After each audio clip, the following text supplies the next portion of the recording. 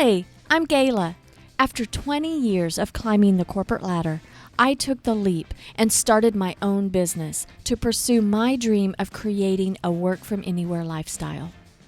Having the freedom to work from practically anywhere is such a cool feeling.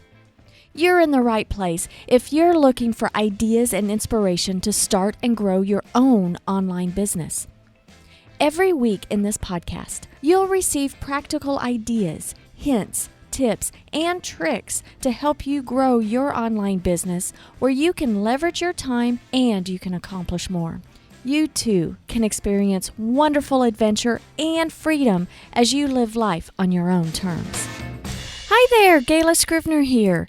I am so glad that you joined me today because today's show is how you can use one piece of content and turn it into a whole slew of content that could potentially last you all week or even a whole month. For many of my clients who I consult about content strategy, they are overwhelmed by the very thought of creating so much content simply just to get noticed. Well, in today's episode, I'm going to be short and sweet. I simply want to share with you how you can systemize one message into creating several pieces of content that you can spread over in different places. So let's dive in. The mechanics of creating a content calendar shouldn't be a difficult task. In last week's show, I urged you to start with one central piece of content. Whether it is a written blog article, or it's a podcast, or a video.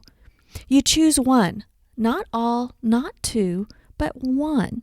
So you choose the written word, a video, or podcast, whichever one.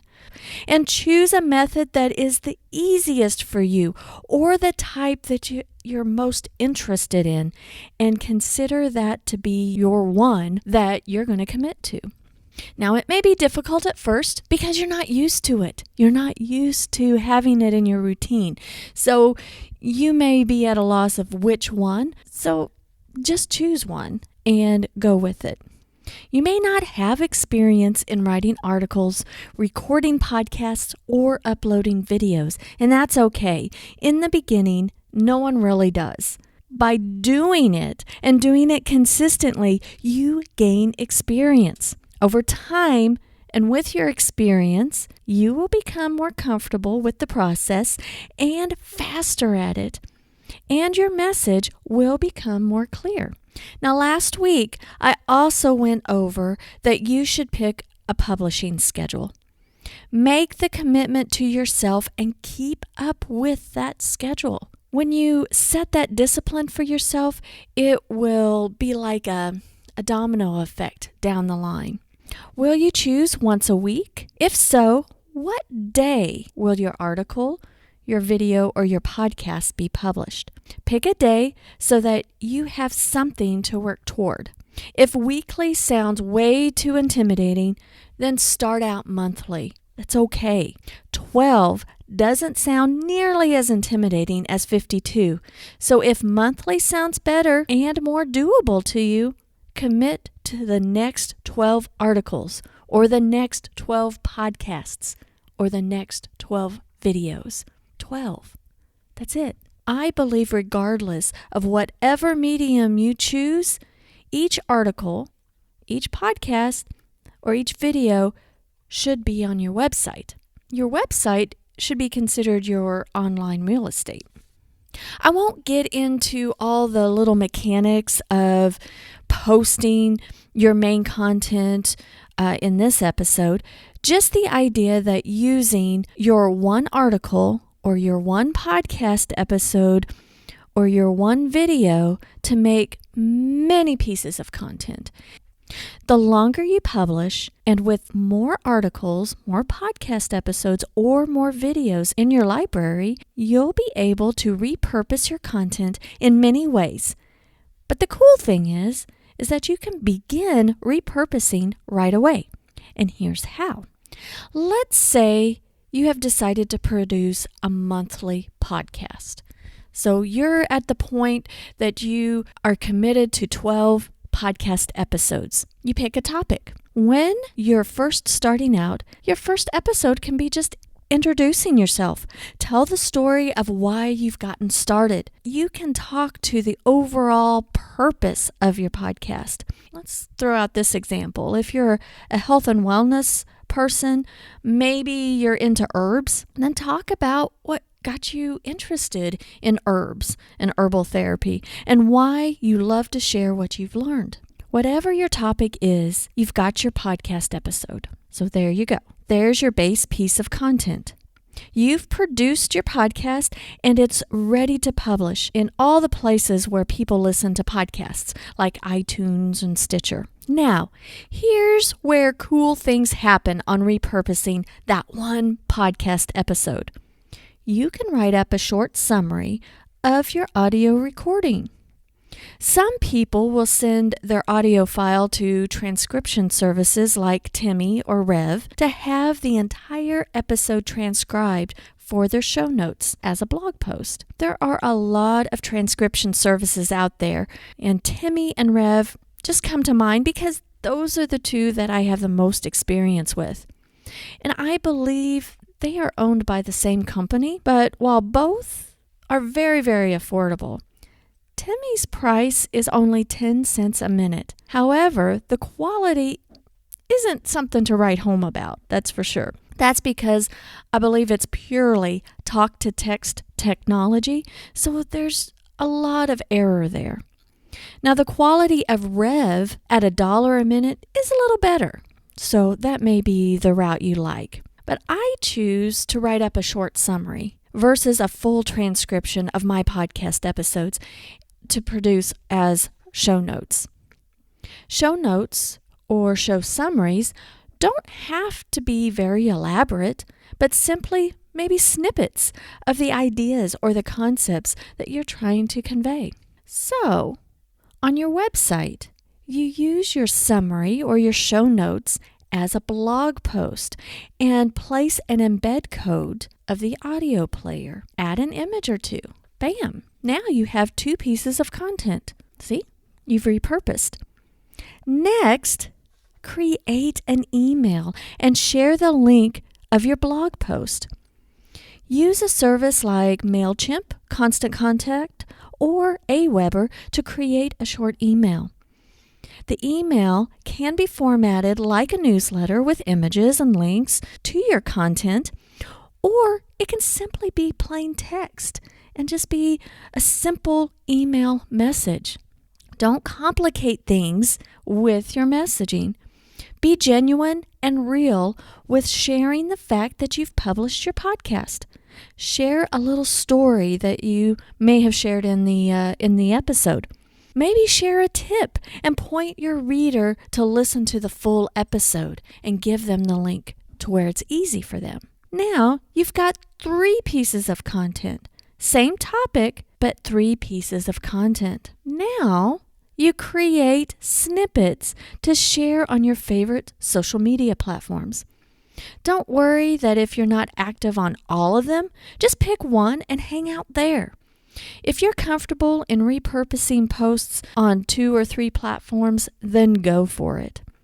Your first social post can simply be announcing, hey, a new podcast episode has just been published. And that's your 4th piece of content for the exact same original piece of content. Cool, huh?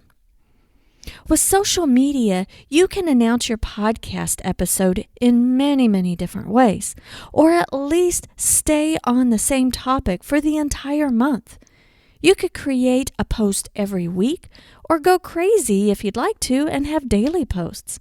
Pick a schedule and just kind of stick with it.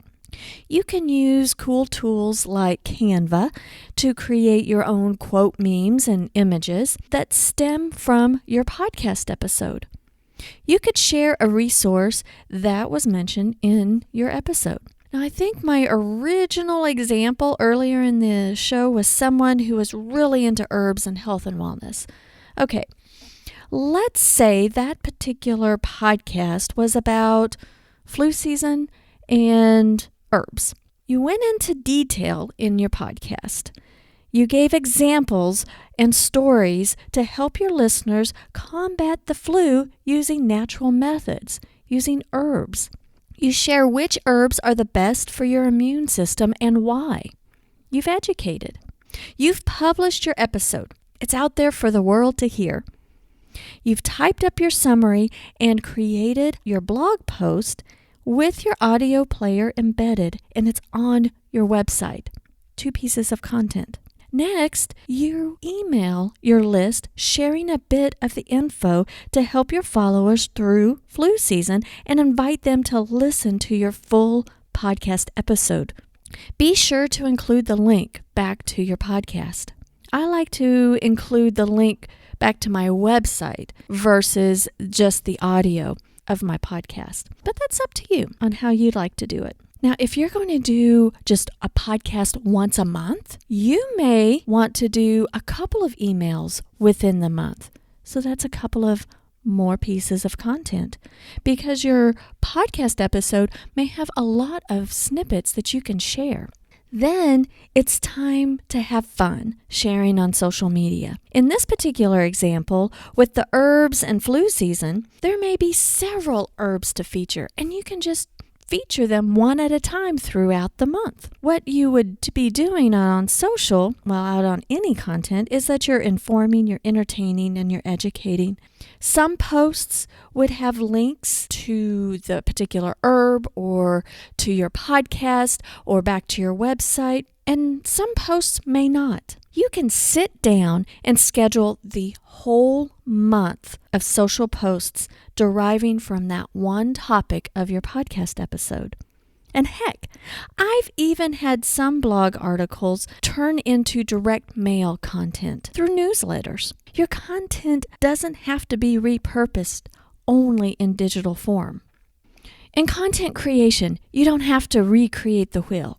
No, just start with your base content. You can get all of your content for the entire month written up and scheduled, all using the same topic of your original podcast topic, or your original video topic, or your original article topic. One topic repurposed many, many different times before the next episode or article is produced.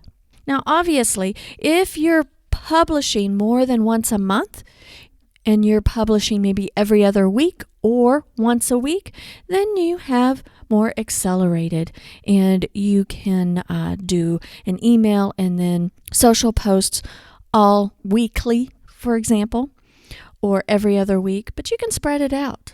Now, if you're afraid that you're repeating yourself, well, you are, and that's okay. If you're afraid that people will see the same thing more than once, well, they might, so get over it. And it's perfectly okay if they see it more than once. Your followers retain and absorb information differently. All the information out there comes at a lightning pace. Some of your followers are really into social media, and that's where they'll see you. Some get all their info from email, but most of the time it's a blend of both. Some are searching the web for the information they need and will happen across your website. Not everyone will see every single one of your posts. So what may seem as repetitious to you is not nearly as repetitious to your followers. You can have your content calendar filled in the way of emails and social posts, all stemming from your main piece of content. That doesn't sound hard, does it? Doesn't it sound cool to have all your content for the week or even the month all done practically at the same time that you record your podcast or write your article or record your video? Now you've got this. Now all you have to do is get started. Well, I'm going to wrap it up. This was really a quick episode, and I hope you found this episode helpful. I'd love for you to subscribe. Even drop me a note at podcast@gaylascrivener.com with any questions or ideas that you may have. Until next time, have a fantastic week.